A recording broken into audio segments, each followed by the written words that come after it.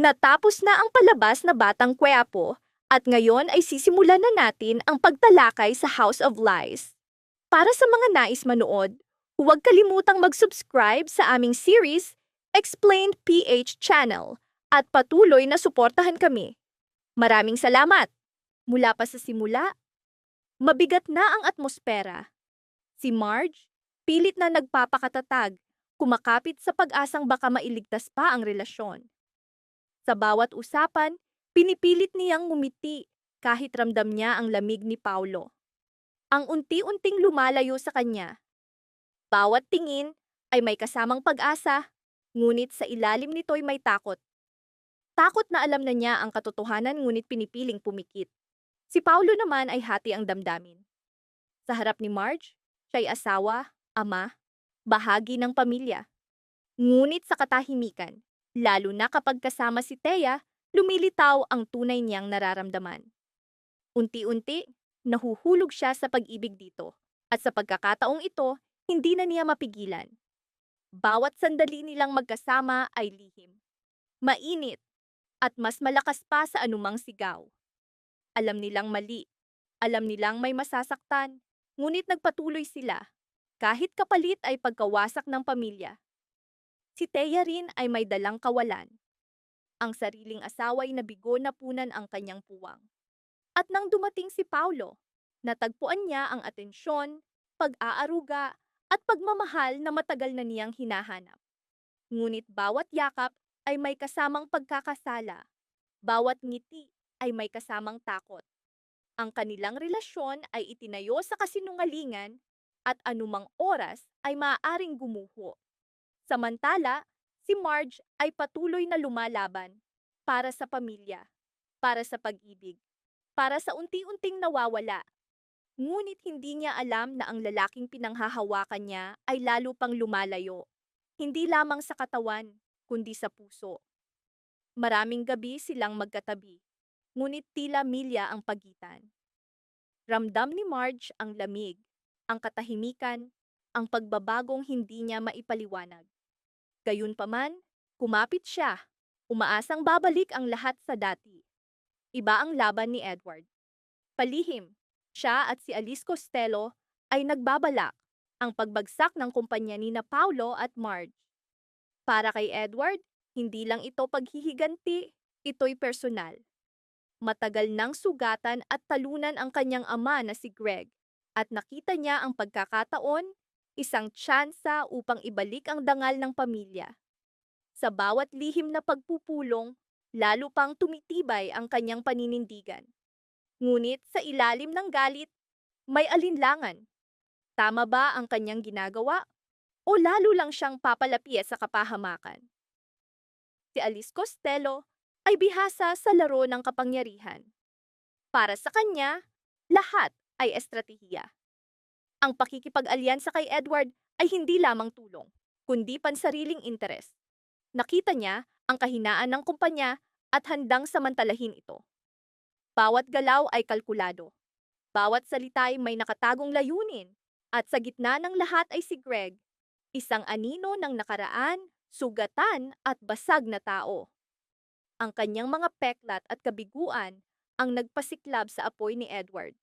Ngunit kung matutuklasan niya ang ginagawa ng anak, magiging proud ba siya o lalo lang siyang masisira? Unti-unting lumalapit ang lahat sa katotohanan.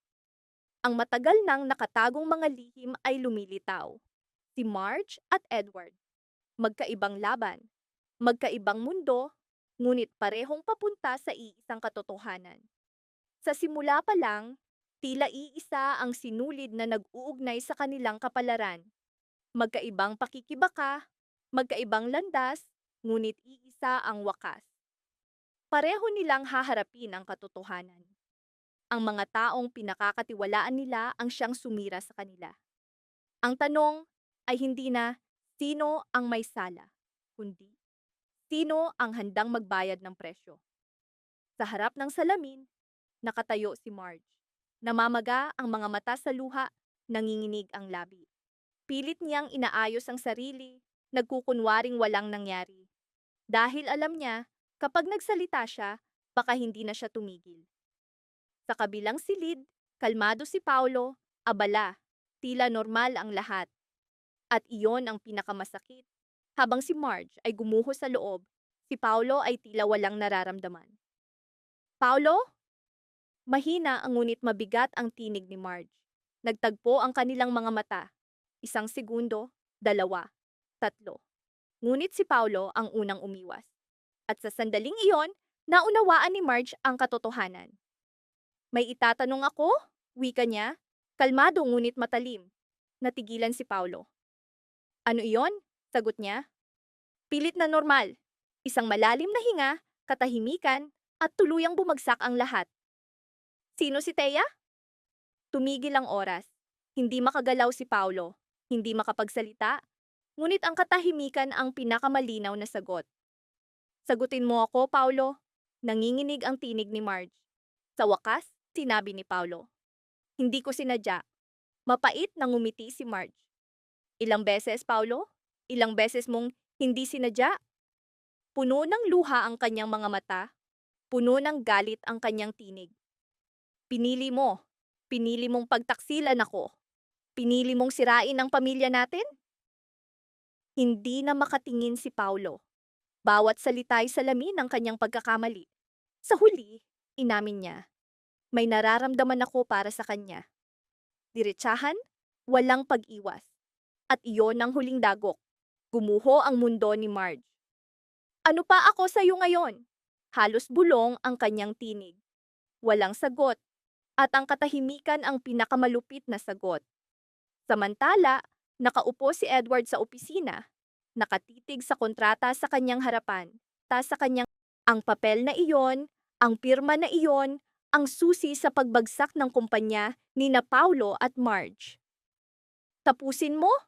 Malamig na wika ni Alice Costello. Nanginginig ang kamay ni Edward sa panulat, hindi dahil sa takot, kundi sa bigat ng desisyon. Bumalik sa kanyang isip ang mukha ng amang si Greg, ang mga luha, ang mga kabiguan. At sa isang iglap, pumirma siya. Tapos na. Ngunit kasabay ng tagumpay ay kirot. Parang may bulong na nagsasabing, hindi pa ito ang wakas. Sa ibang dako, mag-isa si Thea, hawak ang kanyang telepono, nakatitig sa pangalan ni Paulo. Balisa, hindi mapakali. Ramdam niyang may nangyari. At tama siya. Biglang dumating ang mensahe mula kay Paulo. Alam na ni Marge, parang binuhusan ng malamig na tubig si Marge. Nang hina ang kanyang tuhod, bumagsak siya sa upuan. Ito na ang sandaling kinatatakutan nilang lahat. Sa bahay, tahimik siyang umiyak. Wala nang sigaw, wala nang galit, tanging pagod at pagtatapos. Si Paulo, nakatayo sa harap niya. Nakatingin, ngunit hindi makalapit. Alam niyang wala nang saysay ang mga salita. Sa labas, normal ang mundo. Ngunit para kina Marge, Paulo, Thea, at Edward, tuluyan nang nagbago ang buhay. Hindi na maitatago ang katotohanan. Mula sa sandaling ito, wala nang pagbalik. Ang susunod ay harapan, isang banggaan na sisira ng puso at buhay. Araw-araw, lalong bumigat ang hinala ni Marge. Bawat tingin, bawat kilos, bawat pag-iwas ay parang pabigat na pabigat sa kanya. At lalo pang tumalim ng diretsahang sabihin ni Regina, huwag mong hayaang gumuho ang inyong pagsasama. Simpleng salita, ngunit mabigat ang kahulugan. Paalala na kapag nawala ang init ng pagmamahal sa tahanan, hahanap ang tao sa iba. Bilang ina, ramdam ni Regina ang pagbabago ng anak. Bilang babae, nauunawaan niya ang sakit ni Marge. Tahimik na nakinig si Marge. Pinipigilan ang emosyon. Ipinaliwanag niya ang kanyang panig. Ginagawa niya ang lahat para mailigtas ang relasyon. Ngunit, inamin din niya ang pagkakamali. Ang pagdadala kay Jasmine sa ibang bansa nang walang pahintulot ni Paulo. Para sa kanya, kaligtasan at kapakanan ng anak ang pinakamahalaga. Tumahimik si Regina. Alam niyang hindi mali si Marge, ngunit hindi rin lubos na mali si Paulo. Kaya't muli niyang sinabi, ayusin mo na ngayon. Baka bukas, huli na. Pagkatapos ng usapan, naiwan si Marge na mag-isa. Nagtanong siya sa sarili, tuluyan na bang lumalayo si Paulo? Tama ba si Regina? Nang gabing iyon, nagpa siya siyang magsalita ng diretsahan. Ngunit nang humarap siya kay Paulo, tila ibang tao na ang nasa harap niya. Malayo, malamig, may titig na hindi niya pa nakikita noon. Bago pa siya makapagsalita, biglang hinila siya ni Paulo. Marahas malamig. Ang yakap na iyon ay walang init, walang pagmamahal, puro galit at kapangyarihan. Nanigas si Marge, hindi makahinga, hindi makagalaw. Takot ang pumalit sa halip na pag-ibig. At sa sandaling iyon, tuluyan nang gumuho ang lahat. Kinabukasan, paggising niya, wala na si Paulo. Tahimik ang bahay, ngunit sa dibdib niya ay may kakaibang kawalan. Dumiretso siya sa silid ni Jasmine. Masayang sumalubong ang anak, ngunit ramdam din nito ang kulang. Inabot ni Jasmine ang pares ng hikaw mula sa drawer. Isang munting tanda ng malasakit. Ngumiti si Marge, ngunit sa likod ng ngiti, may sakit. At sa sandaling iyon, nagpasya siya. Ayusin ang lahat. Pagdating sa opisina ni Paulo, natigilan siya. Tahimik ang lugar, walang tao. Sa silid, nakita niya si Paulo, balisa. Nagkukunwaring abala. At si Thea, nakatago. Pigil ang hininga. Napansin niyang bagong ligo si Paulo, kakaiba. Ang bintana'y nakabukas, ngunit malamig na ang silid. Lalong lumalim ang hinala ni Marge. Kinabukasan, palihim niyang nilagyan ng tracker ang telepono ni Paulo.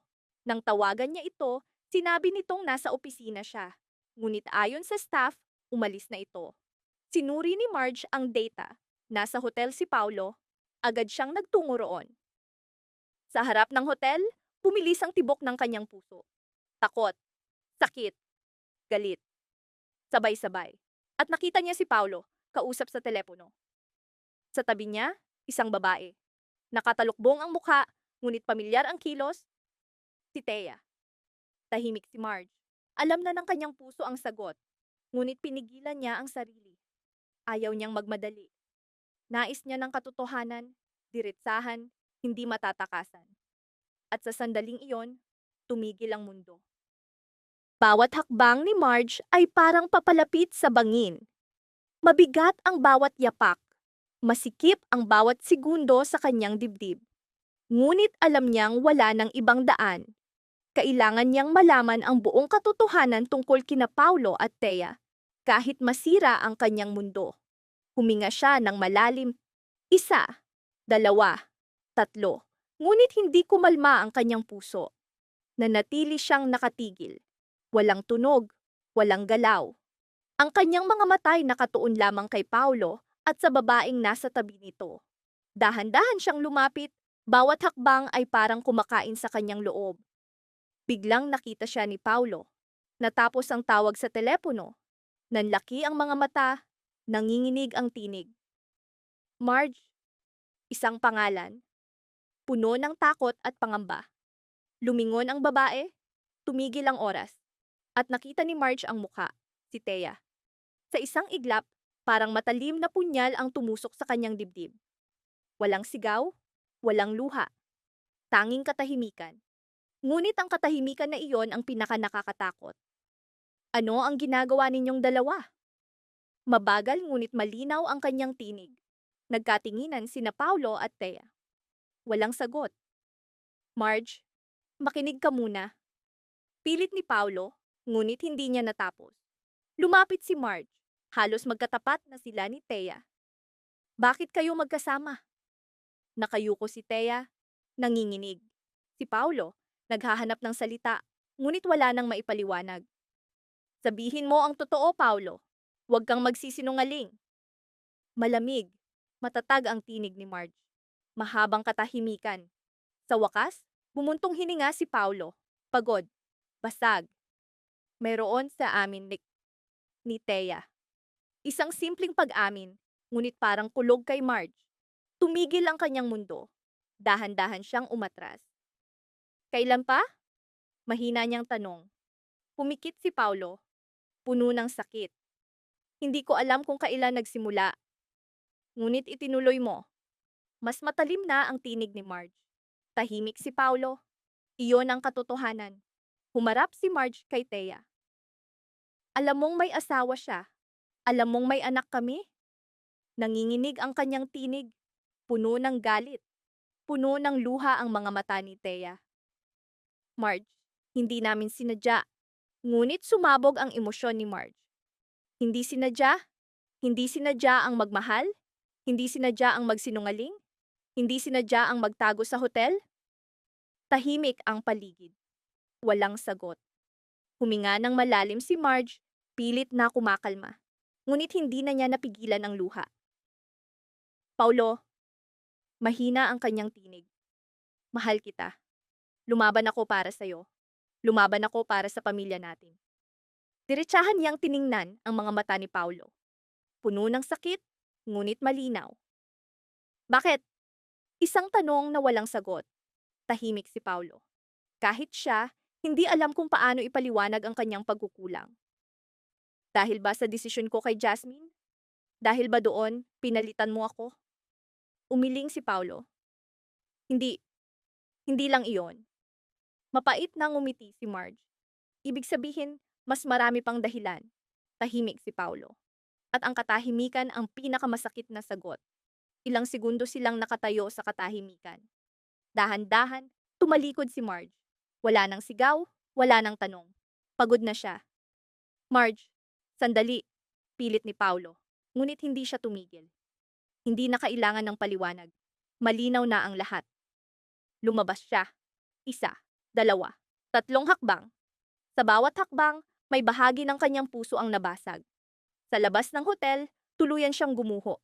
Umiyak, tahimik, basag na basag, niyakap siya ng kaibigan. Marge, ngunit wala na siyang naririnig. Paulit-ulit na bumabalik sa kanyang isip ang eksena, si Paulo at si Thea magkasama. At sa unang pagkakataon, naitanong niya sa sarili ang nakakatakot na tanong. Paano kung tapos na talaga? Paano kung wala nang babalikan? Paano kung ito na ang wakas namin? Ngunit sa gitna ng pagbagsak, may bagong tumubo sa loob niya. Isang lakas. Hindi na siya ang dating Marge. Hindi na siya pipikit at titiisin. Hindi na siya mananatiling tahimik. Dahil ngayon, hawak na niya ang katotohanan. At ang susunod na hakbang ay hindi na para iligtas ang relasyon, kundi para iligtas ang sarili. Maraming salamat sa panonood ng buong video. Para mapanood ang susunod na episode explanation, huwag kalimutang mag-subscribe sa Series Explained PH channel.